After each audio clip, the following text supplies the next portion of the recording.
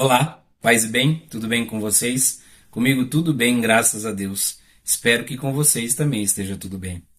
Se vocês estão gostando daquilo que eu publico aqui no YouTube, vai lá, dê seu like, compartilhe, faça com que essa mensagem chegue a mais e mais pessoas que necessitam de ajuda. Beleza?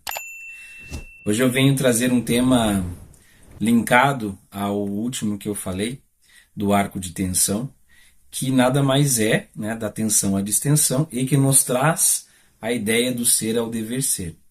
Então hoje nós vamos falar sobre vícios. Pois bem, o que seria o vício? Venho tratando sobre a dependência química há muito tempo, falando que existem outras fontes de se buscar o prazer, né? Não necessariamente a dependência química, mas tem outras formas de você atuar no organismo para te proporcionar prazer. Comer, sexo, enfim, jogos. Existem outras maneiras. E hoje eu quero trazer para vocês, dentro de um livro chamado Tratado Prático dos Vícios e das Virtudes, de uma beata chamada Conchita. Na página 31 ela vai falar sobre a introdução dos vícios, né? Sobre a parte introdutiva do que é vício. E eu vou ler 2 parágrafos para a gente conversar um pouco do que é a ideia de vício, no sentido espiritual. Tá certo? O mundo é um dos maiores inimigos da alma. Arrasta a muitos e muito grandes vícios. O mundo, o demônio e a carne controlam todos os vícios, tentações e pecados que me ofendem, ofendem a Deus. Sendo o chefe dos inimigos de Deus, Satanás mantém a alma humana dividida, partilhando o seu domínio com o mundo e a carne.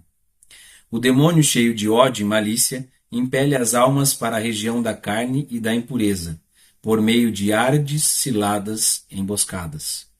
Por sua vez, a carne lança suas redes e seus laços a seduzir as almas, presas pelo demônio e pelo mundo. Pois bem, como é difícil essa luta nossa nesse sentido espiritual. Como é difícil compreender o vício nesse sentido espiritual. Porque se o demônio vem no mundo e vem na carne e consegue, nesse amparato todo, nos tentar, nos fazer compreender que existe prazer nessas coisas que todos falam que é pecado, nos atrai, nos chama a atenção, nos seduz.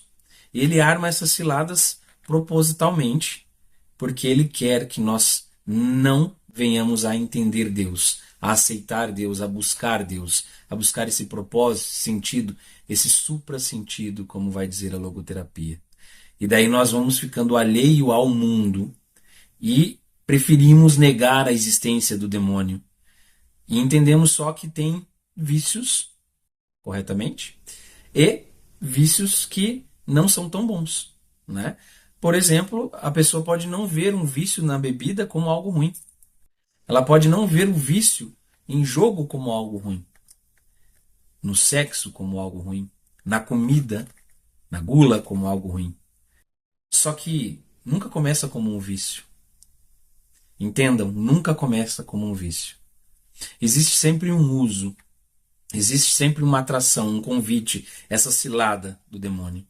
E a carne cede, ou seja, existe uma porção entre alma e carne, de decisão da carne e da alma, do espírito, que se conecta diretamente com essa direção, com essa dimensão espiritual, que nós temos essa liberdade de dizer não.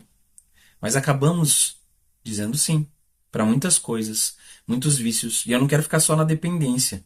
Não quero que vocês entendam só como prazeroso da dependência. Mentir pode ser algo prazeroso para alguém. E começa com uma mentirinha. Começa com um pouquinho. Começa com uma omissão. Ah, eu vou omitir esse fato aqui. Não preciso contar isso. Vai me denigrir, vai atrapalhar. E daí? Isso vai crescendo. Aí a gente começa a entender pecadinho e pecadão. Não existe. Pecado é pecado. Vício é vício. Só que nós vamos entender a proporção conforme o quê? O prejuízo que se tem, a intensidade e a frequência que se faz. O que se faz. E aí que eu realmente vou novamente falar, não começa no pouco. Não começa no muito, no vício, aliás, de se entender que é viciado em tal coisa. É no pouco. Vai se compreendendo que está viciado, vai entendendo que isso é um defeito de caráter, vai entendendo que isso é um pecado e vai buscar lutar. Quanto menos você está viciado neste pecado, viciado nisso que te atraiu, nessa cilada do demônio, quanto menos você estiver, mais fácil é de você começar a combater. Então pense, o que de fato te atrai? O que de fato você tem já não só feito uso, mas tem abusado da paciência dos outros, da paciência de Deus, tem se cobrado consigo mesmo e não tem conseguido sair, ou seja, já está numa fase de abuso ali persistente. É preciso lutar. E quando essa carne vai jogar lançar essas redes, é porque a gente permitiu. É que esse espaço de liberdade que nós tínhamos, nós cedemos. Nós não decidimos por Deus, decidimos pelo pecado. E isso não é fácil quando se torna um vício, quando já passou de abuso e é vício.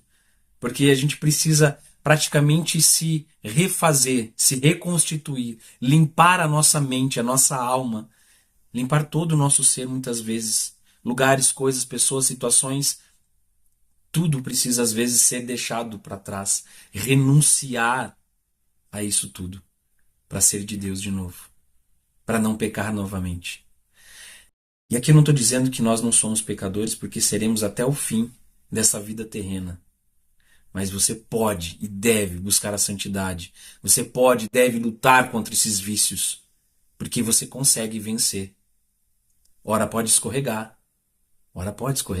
mas você consegue vencer. E quem sabe, e quiçá, Deus dá a graça de nunca mais pecar neste vício que foi tão grande na sua vida, que foi tão prejudicial na sua vida, que a frequência e a intensidade era tão grande, como na minha vida foi a dependência química. E só por hoje eu estou limpo, estou livre, não estou curado. Certo? Que Deus abençoe vocês, que vocês possam aproveitar esse ser, que é um ser viciante, ao caminho do dever ser, que é aquela pessoa que realmente busca a virtude. Tá certo? Só por hoje funciona. Deus abençoe a todos. Valeu? Até. Tchau, tchau.